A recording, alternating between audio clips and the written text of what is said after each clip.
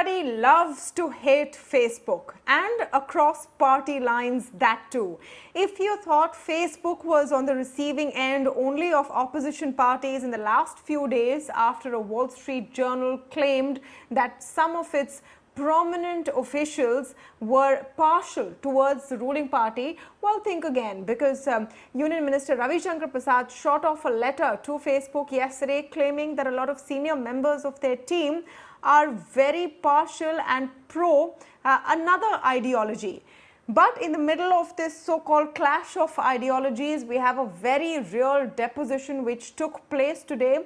A parliamentary panel headed by Congress leader Shashi Tharoor and of course comprised of all parties called upon experts as well as Facebook officials. The heart of the matter really is to ask whether Facebook is allowing its platform to be used to incite hate and violence in India. Are their norms being flouted? Are they behaving differently towards different accounts depending on which political party they are linked with? And are they an influence on the political spectrum and the cultural situation in India? Well, the interesting part is that Facebook is not at the receiving end of this kind of a query only in India. Across the world, these questions are being asked. Now, to talk on this and bring some perspective into what really is going on, I am joined today by two very special guests, one of whom was actually in the deposition today and was called upon by this parliamentary panel, which is a parliamentary standing committee of IT. Nikhil Pahwa, founder, editor and publisher of MediaNama.com is with me, as is Akriti Gaur, independent policy advisor and tech lawyer. Welcome to both of you and thank you for speaking with us today. Nikhil, I know you are bound by privilege, so you cannot tell me exactly what happened in the meeting. But can you just give us a sense of how seriously this issue is being persuaded? We've seen a series of letters being written by various members of parliament across party lines, even the union minister, as I mentioned, over the last few days. Is the parliamentary panel in all seriousness pursuing the question of whether Facebook as a platform has been misused, or is this again becoming an arena to settle political scores?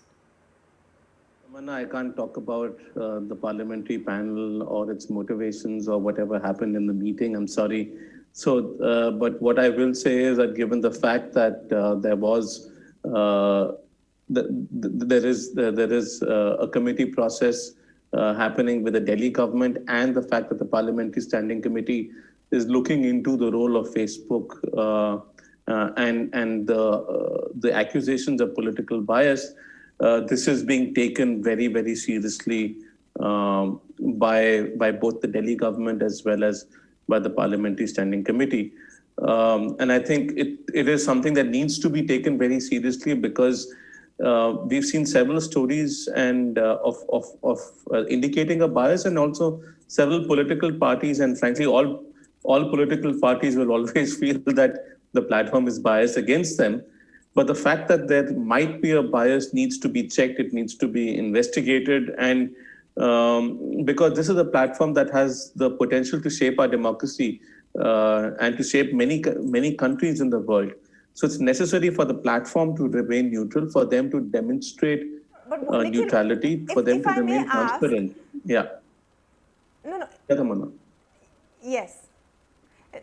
If I may ask, Nikhil, what exactly is this Parliamentary Standing Committee hoping to establish through this process? Is it about safeguarding the privacy of Indian citizens, or not, very loosely speaking, brainwashing them? Or is it about whether Facebook is playing a partisan role in deciding which accounts to take off and what speech to stop and what not to? I'm sorry, Tamanna, but I cannot talk about anything related to the committee and what it intends to do. Okay. I'm sorry, I'm bound by privilege here. Okay, no, fair enough. I just had to ask to get a clearer sense. Let me ask Nikhil then about your view.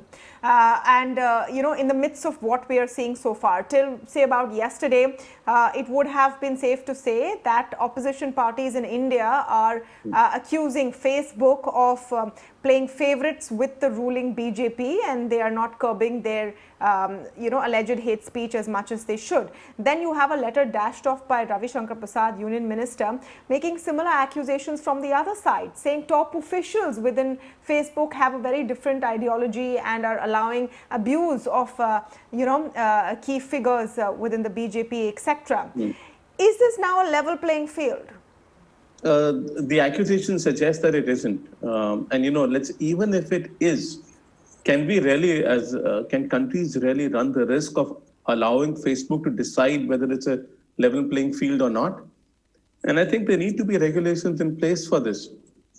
If a platform is this dominant, this powerful, with this much ability to dictate whether the communication of political parties is being seen by the citizens of this country, the communications by government is being seen by the citizens of this country. And I think there need to be certain norms in place to regulate the activities of such a platform.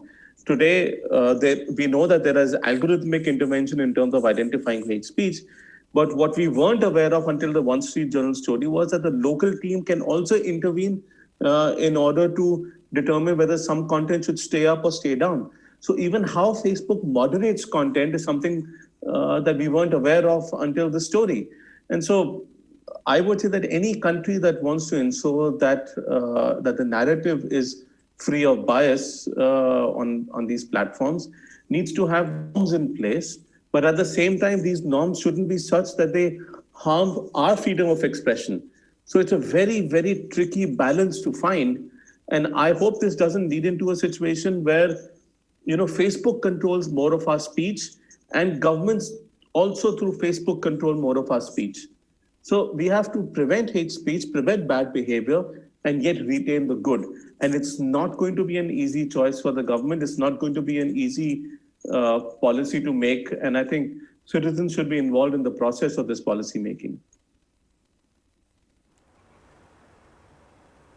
Okay, Akriti, I just want to get your view on the fight that is going on right now. More and more, it seems unlikely that the way social media giants like Facebook, actually function will be allowed to continue without further scrutiny. So far, it's been left to self-regulation. They have a set of guidelines. Then, if there is a government which comes and asks questions, they tinker a little, etc., etc. But as has been pointed out again and again, the problem is that those who lead the company's mission in every single country are the same people in charge of coordinating with the local governments. Does that put them clearly in the middle of a conflict of interest?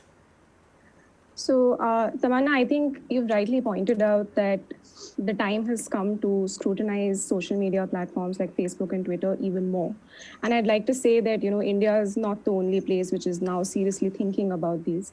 At the same time, I think in terms of legal principles, in terms of, yes, how India's legal framework is, while platforms cannot be made accountable for the speech that is, posted on them or posted by users, I think it's time platforms are made a little more responsible about how they're treating the speech and how they're treating it, whether they're treating it in the interest of users.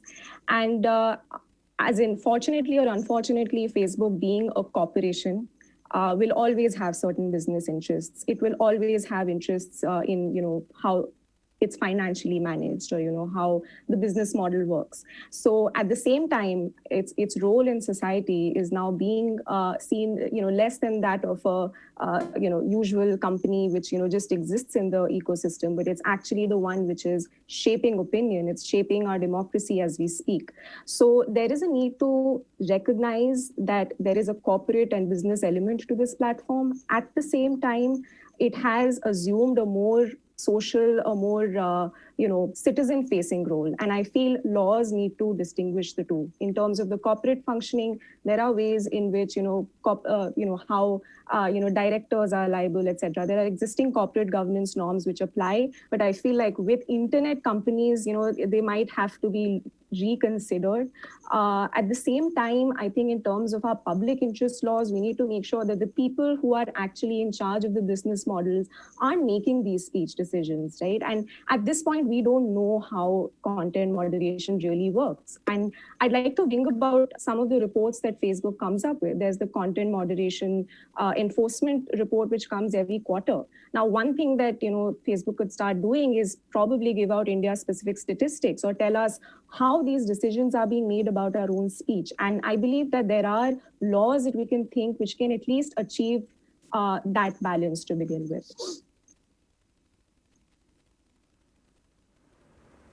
Akriti, the other question really I must ask you is about bipartisanship, about Facebook being accused time and again, and not just in India, by various political parties of furthering their agenda. Is there any doubt that Facebook and platforms like this can greatly influence the outcome of elections or influence the perception that people have about political parties? Or is that in itself a misplaced concern? I feel like, with the way the whole debate on elections in the United States has been, with Facebook's involvement, with Twitter's involvement, there is reasonable sort of, evidence and concern to believe that these platforms are exercising more control. There have been allegations of voter suppression. There have been allegations of, electoral, voter manipulation, information manipulation, data monetization, etc. Now, these things have been, have happened in the US. In India, unfortunately, with these competing claims, as they don't actually make things right. They give more evidence to the fact, they lend more evidence to the fact that there needs to be an investigation for our specific contexts. And in India, unfortunately, Facebook has not given out information about, as in, for instance, BJP or other political parties are seen to be some of its major funders. We don't know how exactly that translates into, or whether it translates into how content is dealt on the platform.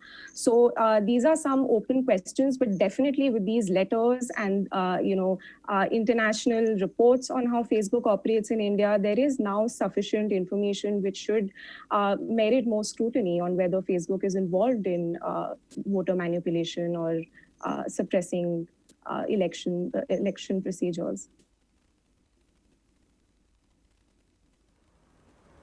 Well, that scrutiny has well and truly begun.